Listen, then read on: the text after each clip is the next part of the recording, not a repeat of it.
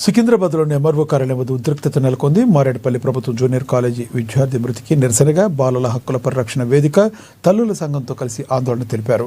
విద్యార్థి మృతికి కారణమైన లెక్చరర్లపై తక్షణమే కఠిన చర్యలు తీసుకోవాలని టీఏఎస్ఎస్ డిమాండ్ చేసింది. పీరియడ్స్ గురించి అవమానకరంగా మాట్లాడి విద్యార్థి మృతికి 2 లెక్చరర్లు కారణమయ్యారని ఆగ్రహం వ్యక్తం చేశారు. బాధిత కుటుంబానికి తగిన న్యాయం చేసి ఆదుకోవాలని వారు డిమాండ్ చేస్తున్నారు.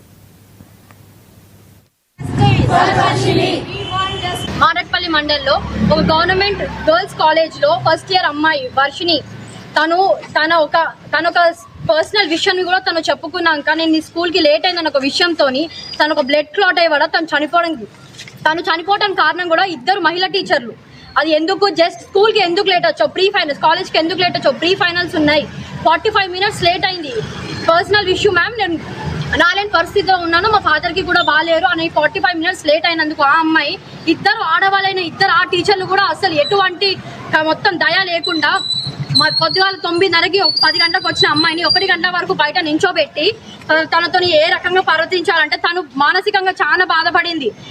అందరి ముందు అలా అనడం వల్ల తను చాలా స్ట్రెస్ తీసుకోవడం వల్ల చాలా డిప్రెస్ కావడం వల్ల తన బ్రెయిన్లో బ్లడ్ అనేది క్లాట్ అయ్యి ఇప్పుడు తను మనతో లేదు. తన వల్ల ఇప్పుడు ఒక కాలేజ్లో ఇలా జరిగింది. అలా ఎన్నో స్కూల్స్ ఎన్నో కాలేజెస్లో అమ్మాయిలు ఎన్ని టీచర్లు ఎంతమంది మానసికంగా విధిస్తున్నారో మనకు తెలియదు. సో ప్రతి ఒక్క గవర్నమెంట్ని ప్రతి ఒక్క సీఎం సార్ని నేను ఏంది వేడుకుంటున్నానంటే ప్రతి ఒక్క స్కూల్కి వెళ్ళి ప్లీజ్ చెకింగ్ చేస్తే మీకు తెలుస్తుంది ఏ టీచర్ ఎలా ఉన్నారు.